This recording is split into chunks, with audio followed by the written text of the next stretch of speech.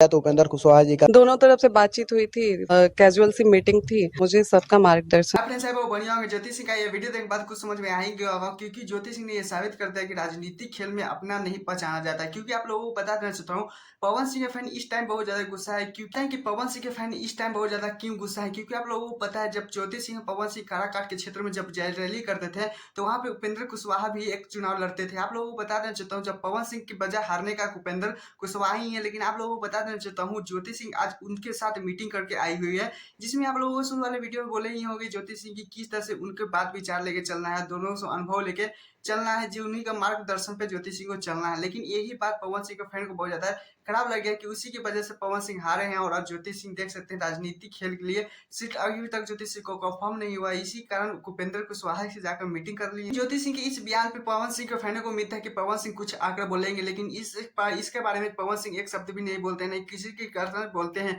लेकिन आप लोगों को बता देना चाहता हूँ, ऐसे ज्योति सिंह को नहीं करना चाहिए था। आप लोगों को बता देना चाहता हूँ, ज्योति सिंह को भी इतना एक बार सोचना चाहिए था कि पवन सिंह के वजह हारने का वही, अगर पवन सिंह जीत भी जाते तो शायद पवन सिंह और ज्योति सिंह अभी एक साथ नजर आते हैं। लेकिन हारने के बाद देख सकते हैं ज्योति सिंह भी अलग हो गए, पवन सिंह भी अलग हो गए, दोनों का अलग अलग हो गया। लेकिन ज्योति सिंह अभी भी काराकाट के क्षेत्र में वही जोर तोर से रैली करते नजर आ रही है। लेकिन जो बताएगा पवन सिंह का दुश्मन उपेंद्र कुशवाहा से ज्योति सिंह को मीटिंग करना चाहिए था नहीं, प्लीज कौन जो बताएगा। चलिए दूसरे अपडेट को चलते हैं, जिससे खेसारी लाल यादव का एक बेहतरीन बॉलीवुड सॉन्ग रिकॉर्ड हुआ लेकिन रिलीज नहीं हुआ। इस टाइम बहुत ज्यादा खेसारी लाल यादव पे मीम्स बन रहा है, मजाक बना है। तो बता देना चाहता हूँ, एक बॉलीवुड में मलिक मूवी बना था जिसमें कल रिलीज हुआ था, लेकिन उसमें खेसारी लाल यादव का सॉन्ग भी था, लेकिन खेसारी लाल यादव का सॉन्ग को हटा दिया गया है। पुरीटे थिएटर में खेसारी लाल यादव का कहीं भी सॉन्ग नहीं बजा, जिसके कारण खेसारी यादव ट्रोल में आ गया। चाहता हूँ जिस तरह से पवन सिंह ने बॉलीवुड में स्ट्रीम में जो तरह से सॉन्ग दिया था, उसी तरह खेसारी लाल यादव भी सोचे थे कि हम भी देंगे, क्योंकि पवन सिंह के रेखे पे रेंग रहे थे खेसारी लाल यादव। लेकिन आप लोगों को बता देना चाहता हूँ, मलिक मूवी जब रिलीज हुआ उसके बाद खेसारी लाल यादव को नहीं आया।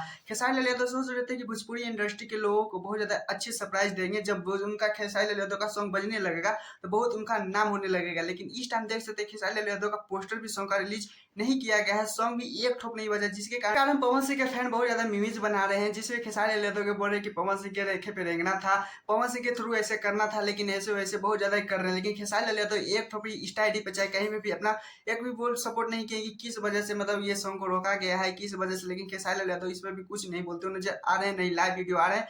खैर आप लोगों को कुछ भी अगर अपडेट मिलेगा तो आप लोगों को जल्द से जल्द बताएंगे। लेकिन आप लोगों को क्या लगता है, खेसारी लाल यादव को ऐसा करना चाहिए था, सॉन्ग छोड़ना चाहिए था एक कि नहीं, प्लीज कमेंट में बताइएगा। प्लीज चैनल पे सब्सक्राइब, वीडियो को लाइक कीजिएगा, रेडी रहिएगा कोई भी अपडेट पाने के लिए।